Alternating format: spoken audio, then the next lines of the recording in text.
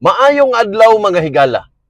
Duna na po'y makalilisang nga balita nga ang utang sa Pilipinas mikabat na sa 18.55 trillion pesos. Kasagaran mo ingon lang ta, utang raman na sa gobyerno. Apan, nakahuna-huna na ba kita? Kinsa mangyud ang mobayad ana? Ang presidente ba? Ang mga senador ba? Ang mga kongresista ba? O kita nga ordinaryong Pilipino nga matag adlaw nagtrabaho aron makapalit og bugas, makabayad og kuryente, og makabuhi sa pamilya. Every debt has a borrower, but someone always pays the price. Usahay ang mga numero murag walay kahulugan. 18.55 trillion pesos. Dako kaayo nga numero. Nga lisod na gani ma-imagine apan kung hunahunahon nato ang matag sentimo sa utang adunay katumbas nga obligasyon. Obligasyon nga bayran pinaagi sa buhis o ubang kita sa gobyerno. Busa kumusaka ang utang natural usab nga mangutana ang katawhan. Ngano? Asa gigamit unsa ang plano sa pagbayad? Kay ang pagpangutana dili kini pagbatikos. Ang pagpangutana mao ang katungod sa usa ka lungsuranon. A nation grows stronger when its people ask honest questions. Sa dato sa Bureau of Treasury, ang outstanding national debt abot na sa 18.55 trillion pesos sa katapusan sa Mayo. Ang gobyerno mingon nga ang usa sa mga hinungdan sa dugang nga pagpanghulam mao ang pagtabon sa funding needs ug ang epekto sa nagapadayon nga tensyon sa Middle East. Apan, alang sa ordinaryong Pilipino, usara ang pangutana. Nabati ba nato ang kaayuhan? Mas barato ba ang bugas? Mas sayon ba ang pagpangita og trabaho? Mas upos ba ang presyo sa gasolina? Mas daghan ba ang libre nga serbisyo sa ospital? Kung ang tubag sa daghang pamilya kay wala pa, natural lang nga adunay kabalaka.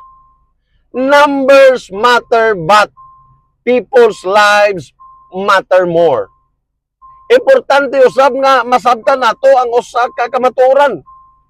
Ang national debt dili lang nagsugod sa usa ka administrasyon. Kini natigom sulod sa daghang tuig ug daghang presidente. Ang matag administrasyon adunay kaugalingong pagpanghulam ug pagbayad. Apan atong pangutan-on ang kasamtangang gobyerno. Kung unsaon nila pagdumala niini. Kay ang transparency dili kaaway sa gobyerno. Kauban kini sa maayong pagdumala. Accountability builds trust. Ang utang dili kanunay dautan. Bisan ang usa ka pamilya usahay mangutang aron makapamuhunan o makabalay, makapaeskwela sa ilang anak o makasugod sa ilang mga bisan unsang negosyo. Apan adunay usa ka kondisyon. Kinahanglan adunay klarong plano sa pagbayad o kinahanglan makita ang resulta. Mao usab kini sa usa ka nasod. Kung mangutang ang gobyerno aron tukuron ang infrastruktura, mapauswag ang edukasyon, mapalig-on ang agrikultura, o mapadaghan ang trabaho. Daghan ang makasabot ni ini. Apan ang pangutana sa katawhan, mao gihapon. Asa nato makita ang bunga? Borrow wisely, build faithfully, pay responsibly. Matag adlaw na ay amahan nga nagtrabaho bisan sakit.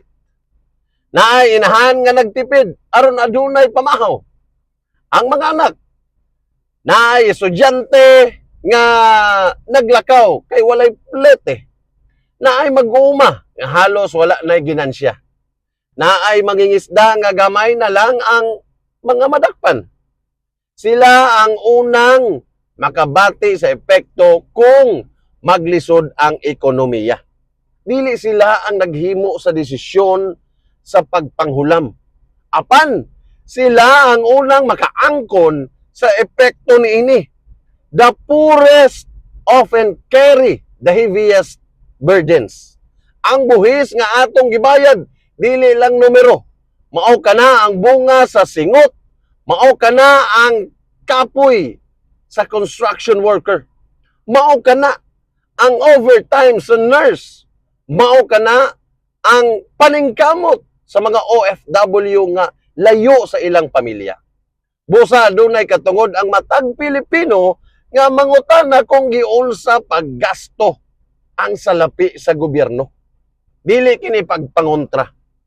Responsibilidad kini sa usa ka aktibong lungsuranon.